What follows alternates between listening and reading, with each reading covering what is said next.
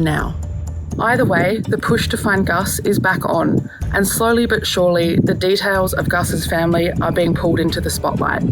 It's understood that Josh only found out that his son was missing after police woke him up at his Balaley North farmhouse hours after Gus had gone missing. Did police get new information, or did senior commanders call off the search too soon? I'm Carly Smith, senior reporter for Daily Mail, and I'm here where they're searching for little Gus Lamont yet again. The search was called off more than a week ago after Gus vanished from the front yard of his grandparents, Josie and Shannon Murray, where he was playing in the sandpit around 5 p.m. on September 27. But now, as of Tuesday, the search is back on.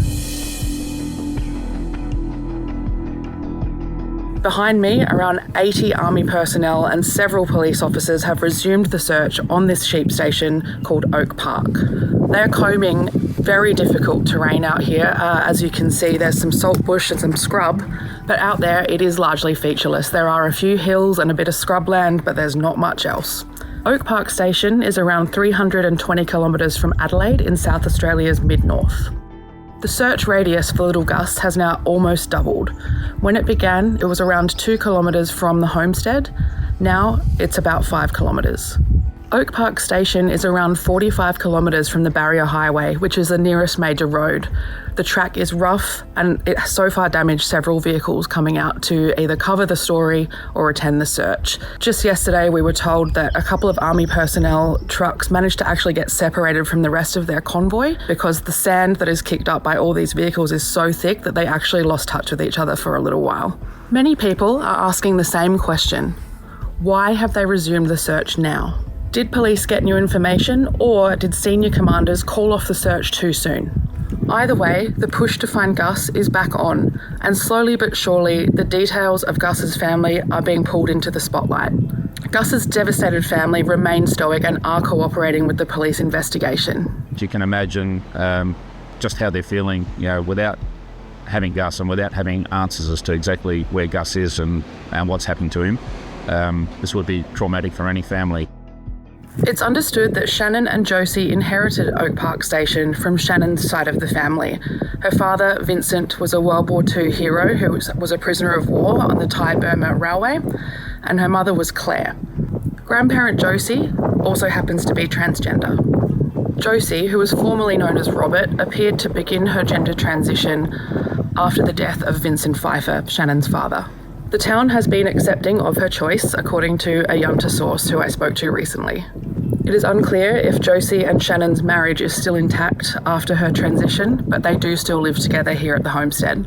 The family is incredibly private and actually took them 6 whole days to release a photo of little Gus after he went missing, which they were criticised for on social media. Gus's mother Jessica, whose own long blonde curly hair is very similar to that of her son's, also lives here on the homestead together with her 1-year-old son Ronnie. Gus's father, Joshua Lamont, lives separately to the family and does not live here on the station. Instead, he lives in Balaley North near Jamestown, which is around a 2-hour drive away. Joshua is said to have a commuter relationship with his partner Jess. We understand that he travels between his home in Balaley North and the homestead here, but the word among sources in the region that are close with Joshua say that he doesn't quite get on with his parent-in-law, Josie. It's understood that Josh only found out that his son was missing after police woke him up at his Balaley North farmhouse hours after Gus had gone missing. I spoke to Gus's grandparent, Josie, last week, who said, "We're still looking for him. You can't help. We are still dealing with this." Around 5:30 p.m. on September 27, Gus's grandmother came outside to find him missing from the sandpit that he'd been playing with out the front of the homestead. With the sun starting to sink, concern quickly turned to panic. For the next 3 hours, the family frantically searched around the homestead and the property. They were shouting Gus's name into the twilight, but soon enough they realised they needed to call the police. A major search ensued, involving police, helicopters, drones, and even police diving squads who searched the local dams. For a week, investigators scoured the massive Oak Park Station, which is around 150,000 acres of sheep farming land. Every morning, convoys of trucks negotiated the 43-kilometre drive, bringing visitors from the outskirts of the windswept local town, Yunta, which boasts 2 petrol stations, a pub, a post office and a police station. It has an official population of around 60. They would then scour the rocky landscape, salt bushes and creek beds that all combine to make it all too easy for a small child like Gus to disappear. A footprint found after 3 days is the nearest police have come to finding out what happened to Gus, and even that footprint may have been discounted by police since then. Police said it showed a very similar boot pattern to the pair he'd been wearing, along with a blue long-sleeved Minions t-shirt and a grey sun hat. Yet an Aboriginal tracker concluded that it could have been there for a week before the night Gus went missing. In the absence of any further footprints, the trail went dead. No further leads have emerged, and police have admitted that this is more of a recovery operation than a rescue operation. The focus has been on locating remains, and now the search is back on. For now, we don't know if the little boy in the blue Minions t-shirt will ever be found. In a sick twist, psychics are exploiting the disappearance of a 4-year-old boy by posting videos on social media claiming to use their gifts to find the missing child. Meanwhile, a false claim featuring an AI-generated image, which was shared more than 24,000 times on social media, alleged eyewitnesses had seen a boy matching Gus's description with a man. So where is little Gus? While dingoes, a wild dog here in Australia, have been blamed in the past for disappearances of small children, that is extremely unlikely in this case.